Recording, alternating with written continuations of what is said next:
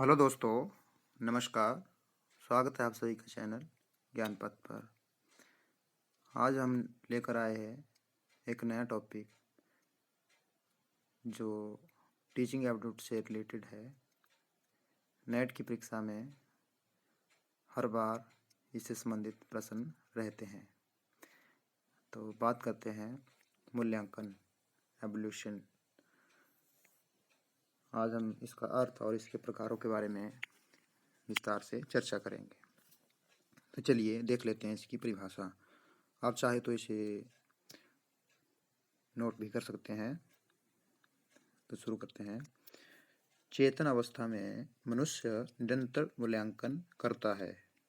मूल्यांकन एक क्रमिक प्रक्रिया होती है जो संपूर्ण शिक्षा प्रणाली का एक अभिन्न अंग है। यह शिक्षा के उद्देश्यों से घनिष्ठ रूप से संबंधित है। अन्य शब्दों में, मूल्यांकन एक सतत प्रक्रिया है जो शैक्षणिक उद्देश्यों की सीमा निर्धारित करके उनकी प्रगति के स्तर को ज्ञात करवाकर उचित या अनुचित का निर्णय लेने में सहायता प्रदान करती है। और यह मूल्यांकन 4 प्रकार का होता है। पहला है स्थानन मूल्यांकन, और दूसरा है निर्माणात्मक मूल्यांकन, तीसरा है नैदानिक मूल्यांकन, और चौथे नंबर पर है योगात्मक मूल्यांकन। तो बात करते हैं मूल्यांकन की। ये तो हो गई इसका अर्थ और परिभाषा। अगर आप कई बार ऐसा भी हो जाता है कि जो शिक्षा शास्त्री है उनके कथन के बारे में भी पूछ लिया जाता है कि यह कथन किसने कहा। तो आप नोट कर सकते हैं। और टोगेर्सो एवं एडम्स की परिभाषा, जिन्होंने मूल्यांकन के बारे में एक परिभाषा प्रदान की है, उसको आप याद रख सकते हैं। तो टोगेर्सो एवं एडम्स ने मूल्यांकन की परिभाषा दी है कि किसी प्रक्रिया या वस्तु के महत्व का निर्धारण ही मूल्यांकन करना है। मैंने भी यह नोट करके रखी थी, तो मैंने यहाँ आपको भी नोट करा दिए, तो इसे आप याद कर रख सकते हैं। जैसे प्रश्न आ सकता है कि निम्नलिखित कथन किस शिक्षा शास्त्री ने मूल्यांकन के बारे में कहा है। बीच में कथन आ सकता है कि किस प्रक्रिया या वस्तु के महत्व का निर्धारण ही मूल्यांकन करना है, या किसने कहा। तो आप इसमें से आपको थोड़ा सा भी अगर याद रखेंगे आप, या एडमस या टोगेर्सो, दोनों में से एक का नाम, तो आप इसे आसानी से सॉल्व कर सकते हैं। तो चलिए बात करते हैं मूल्यांकन के प्रकारों की। मूल्यांकन आप समझ ही रहे होंगे। जैसे जो रिजल्ट, जिसे हम अपनी भाषा में कहते हैं कि ये रिजल्ट है, या शिक्षक के द्वारा जो हमें जो परिणाम प्रदान किए जाते हैं, वो हमारी प्रोग्रेस को, हमारे स्कोर को देखकर टीचर या हमारे विश्वविद्यालय स्तर पर या स्कूल शिक्षा बोर्ड के स्तर पर मूल्यांकन करके किए जाते हैं। तो अभी एक नई जो प्रक्रिया कुछ विश्वविद्यालय और स्कूल के द्वारा 10th तक, और अभी शायद बंद हो गई, वो हिमाचल में ग्रेजुएशन के लिए भी यही प्रणाली जो लागू की गई थी, व्यापक और सतत मूल्यांकन, जिसमें क्रेडिट की जो व्यवस्था की गई थी वो इसी के तहत आती थी। परंतु फिर भी ये एक भाग था, मूल्यांकन का एक भाग था शिक्षा शास्त्र के अनुसार। वैसे जितने भी जो रिजल्ट, जो परिणाम हमें प्रदान किए जाते हैं हमारे शिक्षकों के द्वारा, वो मूल्यांकन के द्वारा प्राप्त होते हैं और हमें प्रदान किए जाते हैं। तो बात करते हैं इसके प्रकारों के बारे में। तो पहला था स्थानन मूल्यांकन, जिसके हम सबसे पहले चर्चा करेंगे, स्थानन मूल्यांकन के बारे में। तो आप इसे याद रखने के लिए नोट भी कर सकते हैं अपनी कॉपी पर, या ऐसे भी याद रख सकते हैं।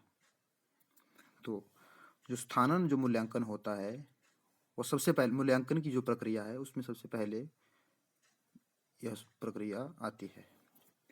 तो ये छात्रों के उस कौशल को निर्धारित करता है जो शिक्षण की शुरुआत में आवश्यक होते हैं। जैसे कोई इंट्रेंस एग्ज़ाम लिए जाते हैं, कि जैसे जेएनबी की परीक्षा का इंट्रेंस लिया जाता है, सैनिक स्कूल बोर्ड का इंट्रेंस लिया जाता है, वैसे ही कई जैसे विश्वविद्यालय हैं, अगर किसी प्लस विश्वविद्यालय में पढ़ने का अगर किसी को मौका चाहिए हो तो वह इंट्रेंस एग्ज़ाम देते हैं बोर्ड के जो विश्वविद्यालय स्तर पर।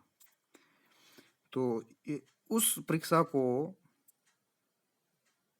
निर्धारित करने के लिए, उसका मूल्यांकन करने के लिए जो मूल्यांकन किया जाता है उसे स्थानांतरण मूल्यांकन कहते हैं। सरल भाषा में मैंने आपको समझा दिया। तो स्थानांतरण मूल्यांकन का उद्देश्य किसी कोर्स या विषय के शिक्षार्थियों की योग्यता की जांच करना होता है। इसी उद्देश्य के लिए विभिन्न प्रवेश परीक्षा का भी आयोजन किया जाता है।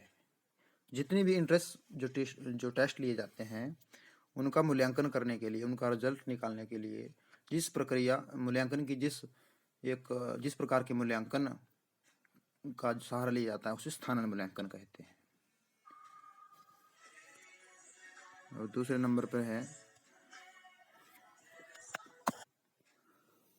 नंबर पर है निर्माणात्मक मूल्यांकन। तो निर्माणात्मक मूल्यांकन को आंतरिक मूल्यांकन भी कहा जाता है, इसे रचनात्मक मूल्यांकन भी कहते हैं। फॉर्मेटिव एवल्यूशन जिसे कहा जाता है। तो जब शिक्षण प्रक्रिया प्रगति पर होती है, शिक्षण का जो कार्य है वह प्रगति पे होता है, तब यह मूल्यांकन किया जाता है। जैसे मान लीजिए, जैसे एक सत्र होता है, शैक्षणिक सत्र होता है जो अप्रैल से प्रारंभ होके अगले मार्च तक रहता है। तो इसके बीच में जो मूल्यांकन किया जाता है, जैसे सिर्फ एक उदाहरण के द्वारा आपको समझाने की कोशिश मैं कर रहा हूँ जिससे आपको अच्छे से समझा जाए। तो जैसे शिक्षा सत्र के बीच में जो मूल्यांकन की जो विधि अपनाई जाती है, जैसे हमारे शिक्षकों के द्वारा या शिक्षक के द्वारा जो मूल्यांकन की जो पद्धति जो अपनाई जाती है उसे निर्माणात्मक मूल्यांकन कहते हैं। यह शिक्षण प्रक्रिया के बीच में किया जाता है जब प्रक्रिया प्रगति पर होती है। यह प्रक्रिया पर ध्यान केंद्रित करती है। इस मूल्यांकन के द्वारा छात्र शिक्षण उद्देश्यों को प्राप्त करने के लिए अपनी सफलता या विफलता के बारे में प्रतिपुष्टि प्राप्त कर सकते हैं। मतलब उनको इसके बारे में प्रतिपुष्टि, इसका ज्ञान उन्हें आभास हो सकता है। यह छात्रों की शिक्षण संबंधित त्रुटियों को सुधारने में सहायक रहती है। रचनात्मक मूल्यांकन और शिक्षण उपचार को अधिक प्रभावशाली बनाने के लिए शिक्षक को इससे संबंधित जानकारी प्रदान करता है। जैसे क्विज, इकाई परीक्षण और जैसे जो त्रैमासिक और अर्धवार्षिक परीक्षाएं होती है, मैंने आपको पहले ही बता दिया था। तो इसके जैसे यूनिट टेस्ट होते हैं, चैप्टर टेस्ट होते हैं, इसके उदाहरण हैं। अब तीसरे नंबर पर है नैदानिक मूल्यांकन। अब नैदानिक मूल्यांकन के बीच नैदानिक मूल्यांकन तब किया जाता है जब निर्माणात्मक मूल्यांकन का कार्य पूरा हो जाता है। रचनात्मक और निर्माणात्मक स्थानन और निर्माणात्मक मूल्यांकन के बाद नैदानिक मूल्यांकन किया जाता है या इससे एकदम आगे है। तो रचनात्मक मूल्यांकन छात्रों के सीखने के लक्ष्य को पूरा करने की सीमा को निर्धारित करता है। अब नैदानिक मूल्यांकन इससे एक कदम आगे है। इसमें छात्रों की शिक्षण संबंधी समस्याओं का निदान करने की कोशिश की जाती है। इस प्रकार से इसके परिणाम और परीक्षण के जो उपकरण है वो काफ़ी विस्तृत और व्यापक होते हैं। अब आगे बात करते हैं योगात्मक मूल्यांकन की। यह अंतिम और महत्वपूर्ण है।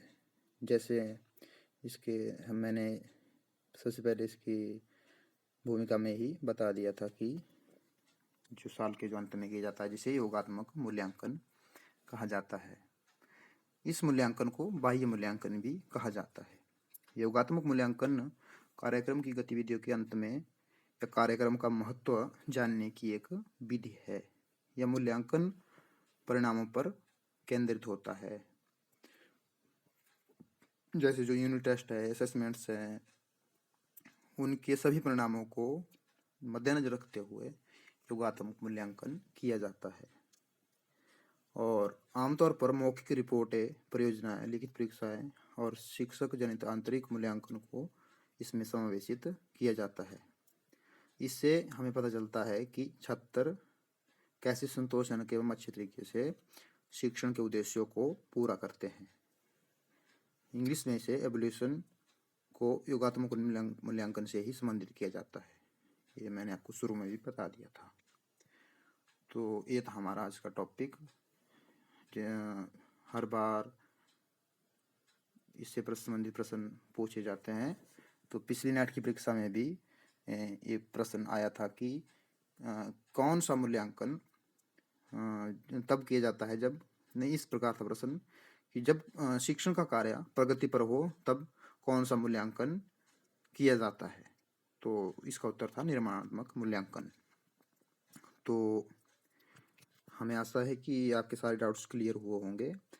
अगर आपके कोई भी डाउट हो तो हमें कमेंट में बता सकते हैं। हम कुछ वीडियो के बाद आपके लिए MCQ क्वेश्चन भी लेकर आएंगे और कुछ प्रीवियस ईयर के क्वेश्चन पेपर भी, इनके ऊपर भी हम वीडियो बनाएंगे। पर इसलिए हमारे साथ वीडियो में बने रहने के लिए बहुत बहुत धन्यवाद। हमारे वीडियो को अपने फ्रेंड्स के साथ शेयर करिए। जो लोग नेट की तैयारी कर रहे हैं, यह हमें आशा है कि आपके लिए हेल्पफुल रहा होगा और आपके फ्रेंड्स के लिए भी इसका लाभ मिलेगा। इसके साथ धन्यवाद।